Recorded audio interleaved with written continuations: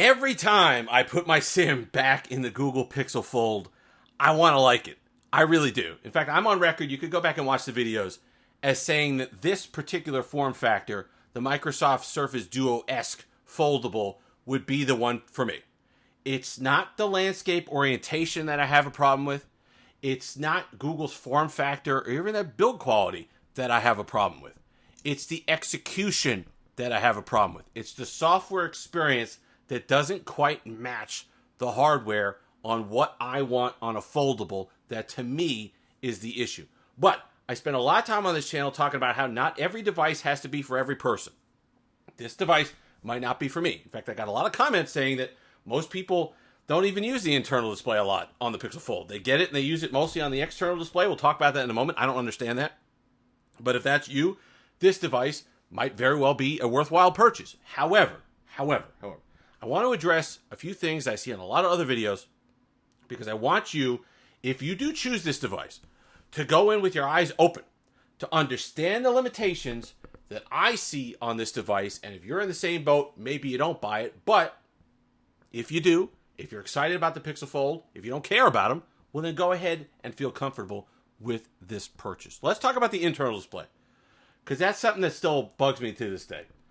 I open it up, and I know that the bezels don't bother me at all, by the way. I like that on a tablet form factor. I like having a place to rest my thumbs. I like it not getting in the way of the content and stuff like that. So I don't mind the bezels. I mind the screen crease.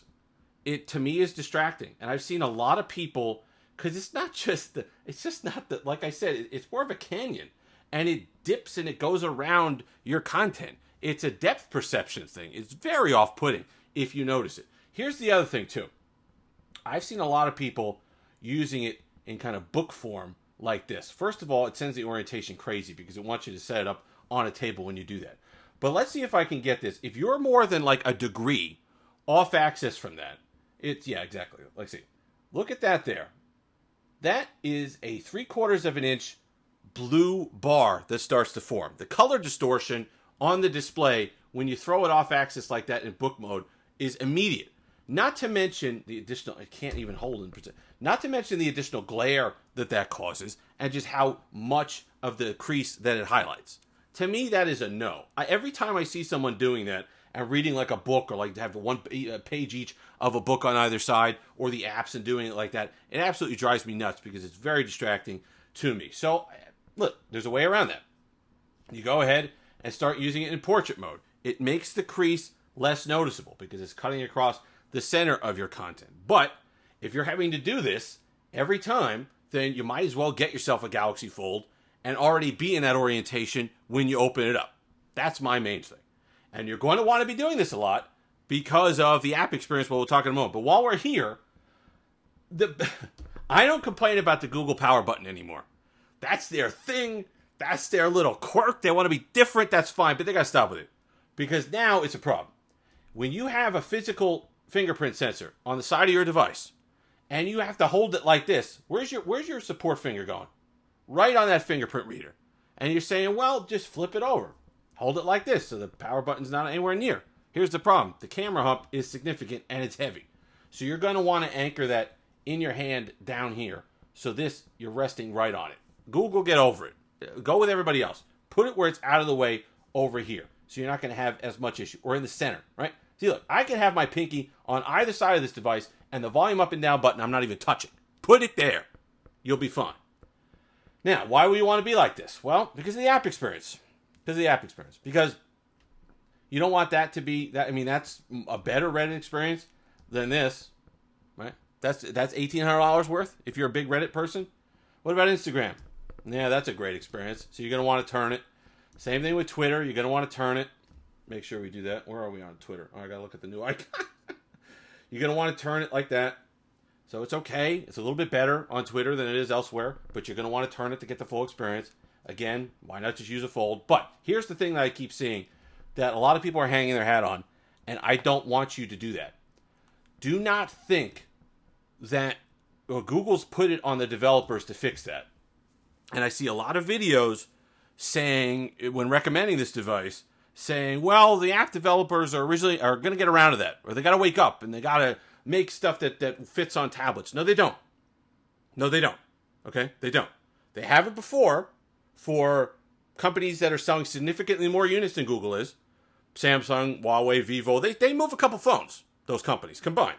Google, borderline. Especially with something that's a niche product like this. Not going to be exactly jumping off the shelves.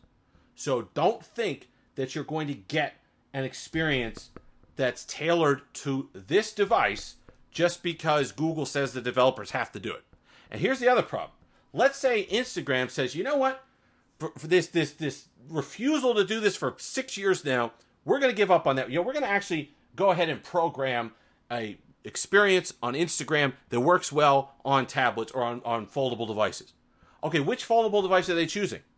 Are they choosing this one? Are they choosing this landscape mode?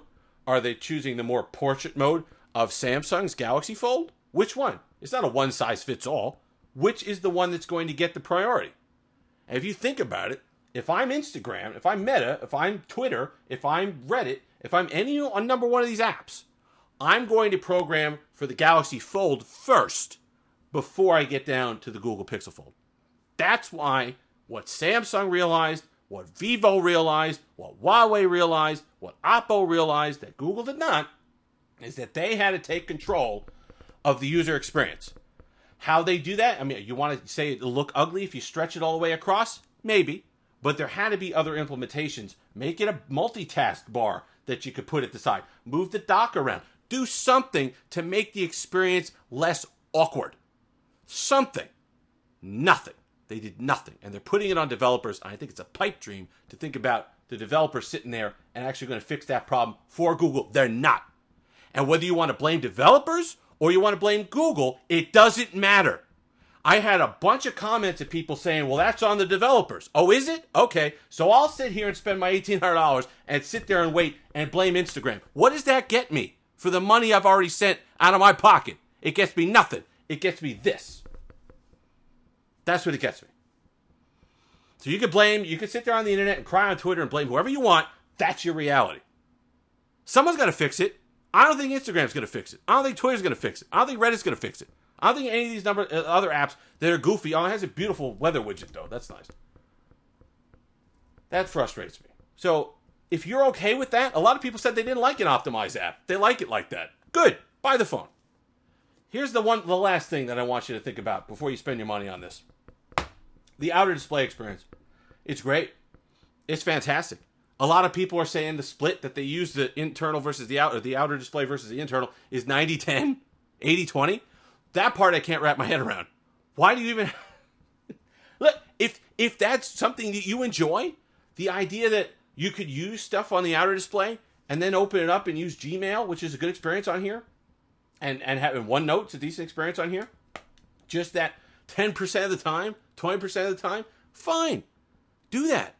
But understand that limitation and understand the fact that while we're all these compact displays are in vogue and we love them, you're still going to be better served by something like a Pixel 7 Pro. You could pick up a better camera, better battery life, and not carry around what is essentially a very heavy slab phone if you're barely using the internal display. That's my thought on that. And battery life, oh boy, it's got to get better. Because you sit here and you don't use it and you let it sit and you come back and you're 5% down on battery life. And that has not improved. Adaptive battery, adaptive learning, adaptive whatever, it's not improving significantly enough. And that is a Tensor 2 wide problem, I believe, because the 7A is not doing much better either. So we'll see if they're able to program that in. They did on the Pixel 6. Gen 1 Tensor is great now on battery life. Phenomenal. But just understand these shortcomings. That's not to say it's still not for you. Might still be worth $1,800. It's beautifully made. The hinge is great. It feels phenomenal.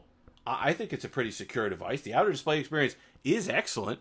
And if you're one of those people that doesn't really care about the internal display experience, where you're only going to use it for a few Google apps, a few of the apps that are optimized in only a small portion of the time, then pick it up. It's fine. And that's not to say that Google can't fix this. If they do those things, if they make app pairs, if they make the internal screen experience better, if they improve battery life, this to me is a winner. I'm going to have to get around the crease thing, which is significantly more than the other foldable devices. But if they were to fix those other things, I could look beyond that. and have a good time with this device. But that's just me. If you've made it this far, like, comment, subscribe, all that fun stuff. Until next time, have the delicious day.